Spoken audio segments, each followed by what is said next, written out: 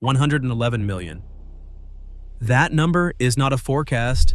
It is the verified, officially published count of human beings who walked through the doors of Dubai Mall in 2024. More than the entire population of France and the United Kingdom combined, moving through a single building in a single year. On the walkways surrounding the fountain outside, families from 4 continents stand with phones raised on any given February evening. A French couple with teenagers, a group of Indian businessmen in open shirts, a woman from Seoul in a white coat filming vertically, an older British man watching without his phone, just watching. The entrance to Dubai Mall glows behind them, its glass facade lit from within. The flow of people in and out, so constant it looks less like a doorway and more like a tide. The Dubai Tourism Office released those figures in January 2026 with the quiet confidence of an institution that has stopped being surprised by its own records. On a night like this, in a season like this, it is impossible to imagine it any other way. 6 weeks later, the same entrance is a different image entirely. News cameras arriving to cover the regional conflict find corridors that echo, storefronts dark behind metal shutters, closure notices posted on glass doors in English and Arabic. The kind of quiet that does not belong to a building this size. Kering, the parent company of Gucci, Balenciaga, and Saint Laurent, has withdrawn its staff. Apple has posted a sign that reads "Closed until further notice." Luxury sales have collapsed by approximately 50% compared to the same week the previous year. Not 5%, not 10, half, gone. The fountain outside still runs on its timer. Nobody changed the programming, but the crowds that gave it meaning have vanished, and the water rises and falls in front of empty promenades, performing for an audience that is no longer there. The question this video is going to answer is not simply what happened. That part we will cover in full.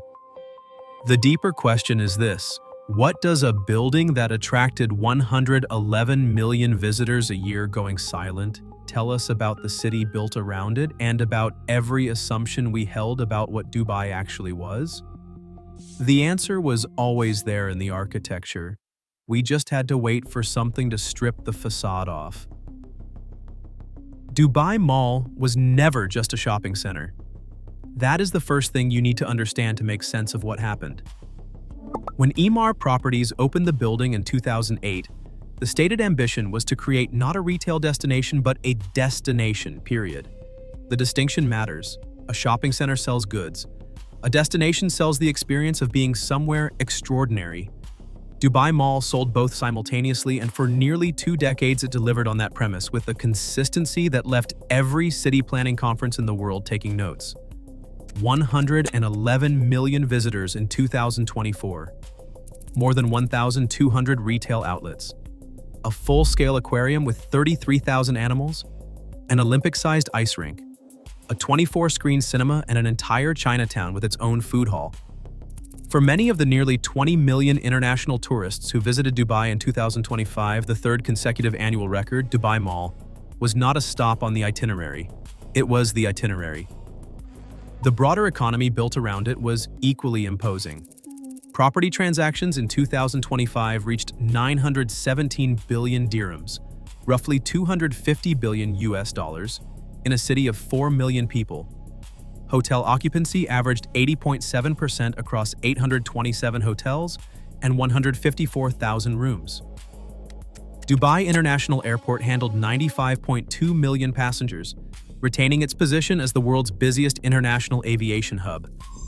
Fitch Ratings noted that residential property prices had risen approximately 60 to 75% between 2021 and early 2025. Every single one of these numbers pointed in the same direction. Dubai was not just growing, it was accelerating. And yet, Bain & Company in their annual Global Luxury Report described the Gulf as the one genuinely bright spot in an otherwise stagnant luxury market heading into 2026. That is not a compliment. It is a diagnosis of dependence. When your city is described as the last growth story in a sector that desperately needs growth stories, you are not just successful, you are exposed. On February 28, 2026, at approximately 12:53 in the afternoon local time, Iran launched the opening wave of what would become a sustained multi-week campaign of missile and drone strikes against the United Arab Emirates.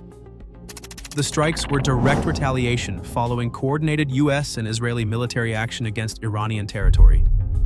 Within hours, Dubai International Airport, the airport that handles 95 million passengers a year, the single most critical piece of infrastructure in Dubai's entire economic model, was shut down entirely. Not delayed, not reduced in capacity, shut down. This is exactly what I explain in Chapter 1 of my book, Cities Collapsing. Link in the description. But here is what comes next, because the collapse when it arrived was unlike anything Dubai had prepared for. The Fairmont The Palm, one of Dubai's flagship five-star properties on the most photographed real estate in the Gulf, caught fire after being struck by debris from an aerial interception. The Burj Al Arab, arguably the most recognizable hotel on Earth, suffered facade damage from interception debris. The 23 Marina Tower in Dubai Marina was struck by an Iranian projectile. A Pakistani national died in the Al Barsha district after falling debris struck a vehicle. 3 civilians were killed across the UAE in the first days of the conflict, according to the UAE Ministry of Defense. The UAE government issued official guidance for residents to remain at home. Schools shifted to remote learning. Businesses went remote. And Dubai Mall, the building that 300,000 people had walked through on any given weekend in February, went quiet. Within 48 hours of the strikes beginning, Dubai hotel bookings collapsed by 60%. Within 2 weeks, hotel occupancy across the city had fallen from 86%, the January figure recorded by Dubai's own tourism department, to 16 to 22% depending on the source and the week. That is not a correction. That is a freefall. The Waldorf Astoria on the Palm, which normally commands between $400 and $800 a night, was listing rooms at $255. The 5 Palm Jumeirah, one of the most Instagram-documented hotels in the world, was offering emergency promotional packages.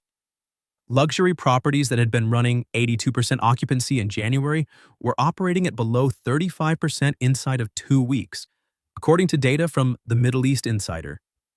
Victoria Thompson, a Scottish tourist who was dining at the Fairmont when the fire broke out, told the BBC she had no idea when she would feel comfortable returning to the region. She was not alone. TUI Group, Europe's largest travel company, suspended all Dubai-inclusive packages.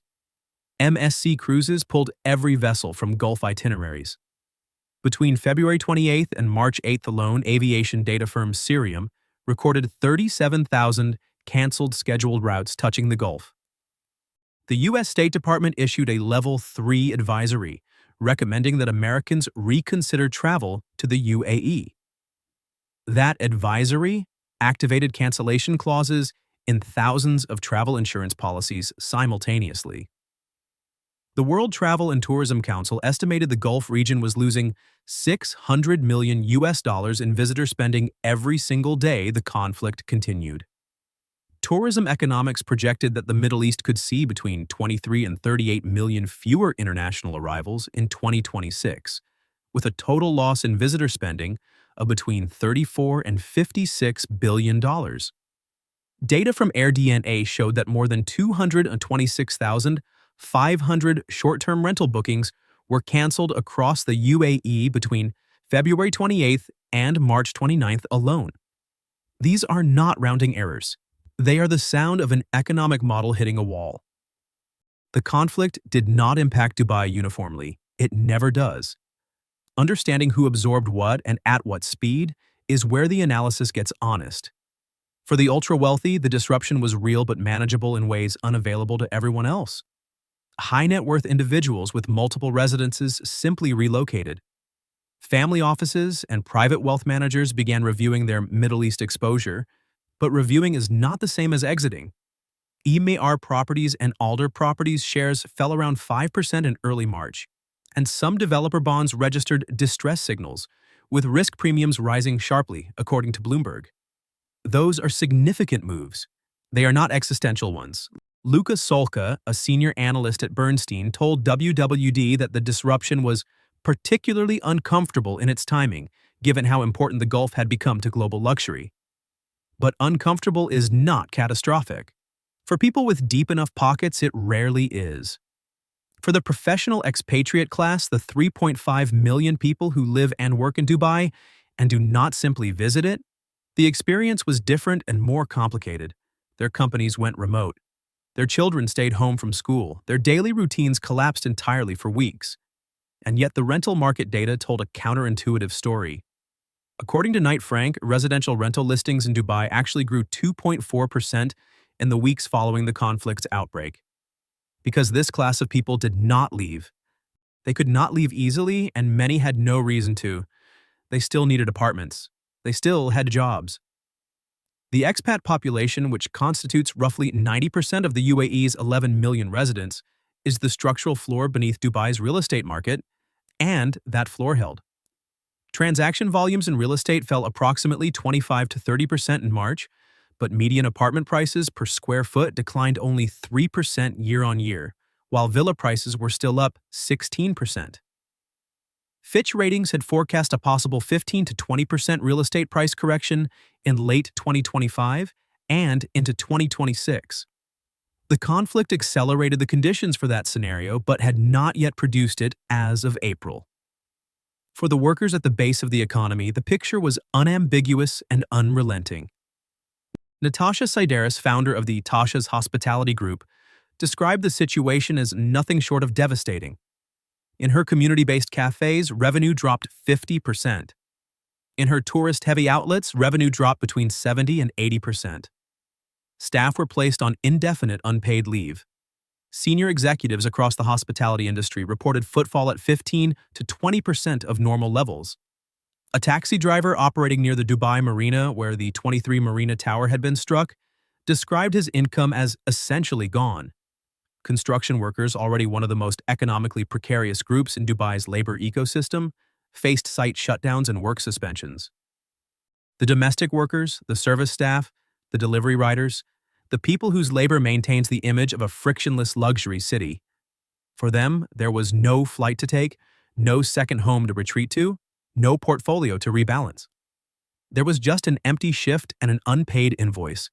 Here is where honest analysis diverges from convenient narrative. The February 28th strikes exposed something that had been building in Dubai's economy for years before the first missile was fired. The conflict did not create Dubai's vulnerabilities. It demonstrated them, at scale and at speed. The first structural vulnerability is the one that makes every other one possible, an almost total dependence on tourism-driven perception. Dubai's economic model is built on a product that is partly real and partly psychological. The real part is genuinely impressive: world-class infrastructure, zero income tax, ease of business setup, connectivity, safety in ordinary times. But the psychological part is equally critical and far more fragile. Dubai sold certainty. That was the product underneath the luxury and the scale. Not just hotels and malls, but the guarantee that nothing bad happens here. The Economist Intelligence Unit's Global Safe City Rankings, the world's safest city branding, the uninterrupted run of record tourism numbers, these were not just marketing claims. They were the investment thesis. The moment that thesis is interrupted, even temporarily, the premium built on top of it deflates with a speed that is difficult to reverse. Ryan Leman, chief executive of Neovision Wealth Management in Abu Dhabi, said directly that real estate investment relies on stability, visibility, and sustained investor confidence. All three of those inputs took damage on February 28th. The question is not whether they can be rebuilt. They can. The question is how long that takes and what assumptions about Dubai's exceptionalism survive the rebuilding. The second structural vulnerability is the concentration of economic activity in a narrow seasonal window. Dubai's tourist season runs October through April. Outside those months, the extreme heat functions as a natural ceiling on demand. The conflict erupted on February 28, 2026, the final weeks of peak season. The Ramadan luxury shopping window, which had become one of the most commercially significant periods in the Middle Eastern retail calendar, was obliterated. According to sources cited in a Bernstein research note, luxury brands at the Mall of the Emirates reported sales drops of 30 to 50% in March compared to the same month the previous year. Foot traffic at Dubai Mall, which is more dependent on tourists than the Mall of the Emirates, was down approximately 50%. for luxury brands generating several €100,000 per square meter annually in normal conditions. That is an extraordinarily concentrated loss in a non-recoverable commercial window. The third vulnerability is the one that no tourism board wants to articulate plainly. The brand architecture was fragile in a very specific way. Dubai's global marketing had positioned the city as a place apart from the instability of the broader Middle East region. The phrase "oasis of stability" appeared in so many promotional materials that it became ambient background noise. The problem with that positioning is that it is binary. You either are an oasis or you are not. There is no gradated middle version where some drones flew over, but things are basically fine. Once footage of smoke rising from the Burj Al Arab and fire at the Fairmont the Palm circulates globally, the brand proposition that Dubai sits outside the region's volatility is, at minimum, contested. Manav Thadani, the founder-chairman of Hotel of Eight, observed that this crisis may require a very long time before travelers are willing to revisit the region. Not weeks, not months. Time measured in different units. The fourth structural vulnerability is the one that the city itself had partially acknowledged before any of this happened. Mohammed Alabar, founder of MAR, the company that built and operates Dubai Mall, had said publicly that the success of the mall reflects the success of the city as a whole. That is a genuinely proud statement, and it was accurate as a description of the upside, but it is also, in a recession scenario, a description of maximum correlation. When the city struggles, the mall does not provide a hedge. It amplifies. The mall is not a separate business from Dubai's tourism narrative. It is the physical center of it. A ceasefire was announced on April 7, 2026, after 5 weeks of hostilities. The airports began to reopen. Emirates and Etihad resumed routes. A fragile recovery started. Strategy consulting firm Red Seer Middle East projected that tourism in the UAE would be down 30 to 40% for the full year 2026, assuming the ceasefire holds. Puneet Chatwal, the managing director and chief executive of IHCL, noted that occupancy had collapsed from 80% to between 20 and 30% and expected normalization to take between 5 and 6 months, with things expected to start recovering around September or October, though rate recovery would likely take longer given that summer is already the region's weakest season. CoStar confirmed that Dubai entered 2026 with 81.1% occupancy in January and February, the strongest start to a year the city had ever recorded, which makes the scale of the reversal even more stark. Dubai has recovered from shocks before. That is documented and real and not a talking point. It is a track record. The 2008 financial crisis sent property values down by 60%, and by 2014, they had recovered. The pandemic collapsed tourism to near zero in 2020, and by 2022, the rebound was already underway. In 2023, unprecedented flooding temporarily paralyzed parts of the city. Dubai recovered each time, and the people who bet against that recovery consistently lost. But there is a distinction that matters here, and it is the distinction between operational recovery and perceptual recovery.